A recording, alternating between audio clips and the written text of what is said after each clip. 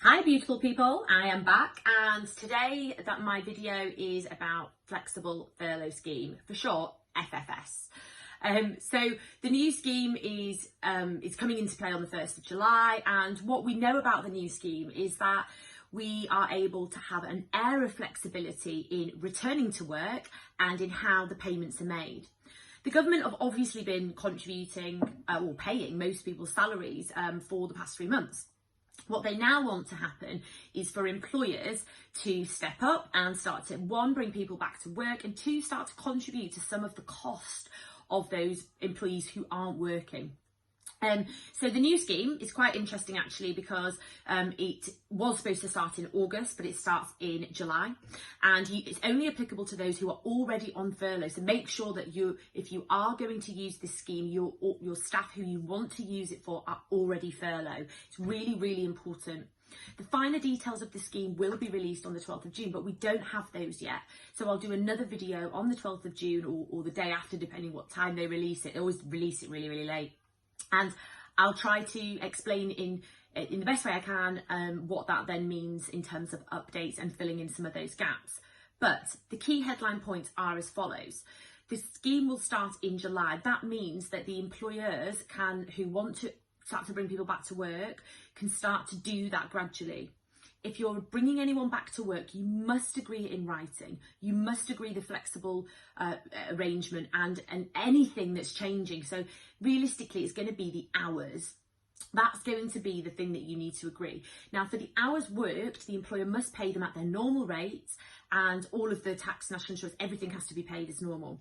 For the furloughed hours, so the hours that they don't work, they can have a contribution from the government, depending which month it's in. If it's in August, the contribution is 80%, or June, July and August, it's 80%. In September, it's 70%. In October, it's 60%. And the remaining percentage will be contributed to by the employer. So employers really have to start thinking about this now. It's so important, because you can start using it a month today. It will go live in a month's time. So you really need to think, how are we going to use this in our business?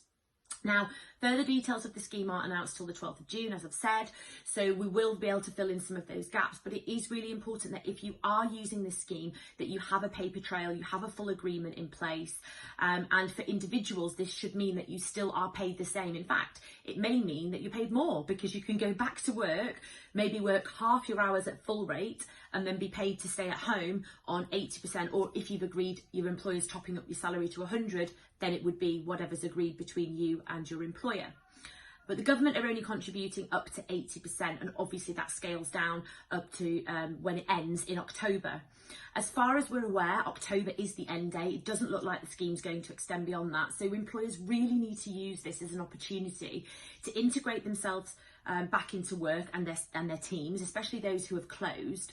And they really need to think about using this in a way that can help avoid redundancies. Obviously, redundancies will still happen. It's inevitable. But if employers plan ahead, they can really support people with their mental health, and they could potentially avoid mass redundancies by using the scheme in the best way possible. It's very rare that we'll get anything like this again, so people definitely need to be aware of the support that's available. So, in short, you need to be already on the furlough scheme. You need to be really clear and have an agreement in place about what flexible furlough arrangement you have come to with your employer, or if you're the employer, making sure you've got that paper trail. And it's only available till October. So you've got those three areas that you really need to have in mind, and start planning now. Don't wait until October. Don't wait until August, because you will need to consult with your staff. If you are a business who is considering doing this, you need to consult with people, you need to communicate effectively so people know what's happening. Those roles may well change. You may well consider a restructure alongside FFS. So you really need to come up with a really coherent plan that's communicated well to your workforce. Hopefully that's helpful. As you know, I've got loads of videos on this topic. If you want any more information, our coronavirus helpline is still open. It's here, and we are more than happy to support people. We're going to keep the advice line open until the end of the year. It's free. So please do come and join us on our next video, where I'll be talking about the Track and Trace app.